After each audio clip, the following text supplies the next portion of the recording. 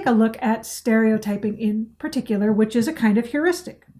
It says that all people that fall in this age category, for instance, are like X, right? All boomers are not tech savvy and have boomer rage, and they're old and stodgy. All Gen Z is lazy and attached to their phone. All Gen X is whiny because they don't feel they got any attention. All millennials are going to sit and fight with the boomers because none of this holds true, not even a little bit. But these stereotypes are out there because we've said them over and over again. So how are stereotypes formed in our mind? The first thing that happens is called compression. What that means is you look at someone, and instead of understanding that they have all these different traits and all these different things that are part of them, which takes our brain time to figure out, we look at them and we go, it's this narrow band of traits, right? It's not a cat with one black whisker and really beautiful green eyes and a tabby coat and, oh, look, they have a white belly. It's cat fur. You've compressed this animal into a very narrow band of traits. Now, the problem with this is that, number one, it means you're no longer seeing the details, right? But it also means that you treat everybody in this category as more alike than different, which isn't the case, period. I mean, as human beings, we have as many different variations as possible within the same DNA set that we have. You can't treat a member of a group as more alike than different. There are going to be similarities. They could be cultural similarities. They could be ethnic similarities. They could be gender similarities. I mean, there will be patterns there, but you can't put it all in a box. It's like saying all Gen Xers are slackers. We're not.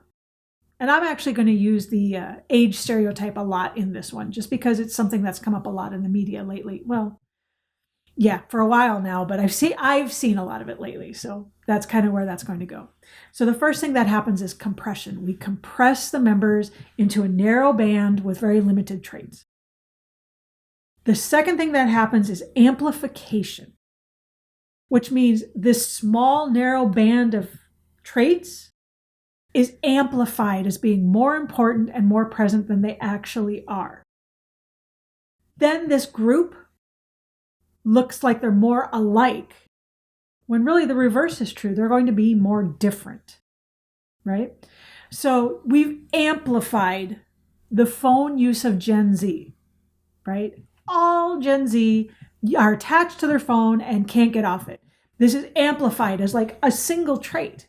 Never mind that my Gen Z niece is actually on the phone very little, is looking to actually better herself and become a mechanic specifically for women, that she is extremely active, that she's extremely generous, that she's extremely kind. She doesn't fit that narrow trait of, oh, well, all Gen Z are on their phone all the time and callous and don't care and have no social skills. I've just amplified that narrow band of traits and it left out everything else. The third thing that happens is discrimination. Now, understand that that word is another one that's gotten kind of a bad rap. And if done wrong, it isn't a good thing. But at the base of it, the word discriminate just means understanding the difference between this and this. You know, if you have discriminating tastes, it means that you want a certain thing. So if you discriminate in stereotyping, you're favoring certain categories over others, right? I want this group of ethnicity because they are hardworking, they are good at math, and they are all on time to the second. Even though there's no way that entire group of any ethnic, gender, age, anything is going to fit into that. We are all human beings. It's just not going to work. But now you're discriminating. You're favoring some people over others based on a compression and amplification that aren't real. That's the point. We're making these mental decisions based on something that doesn't exist. It's not real. The final step that happens is called fossilization.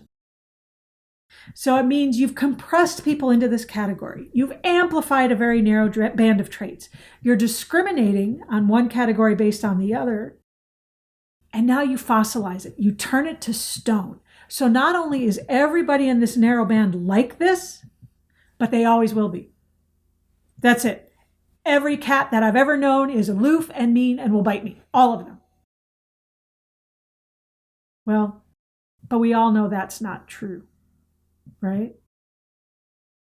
We all know logically that a person is a person and they're going to bring their own strengths and weaknesses. And that if a person wants to change, they can. Nothing is fossilized. Not when it comes to human behavior. It's too complex.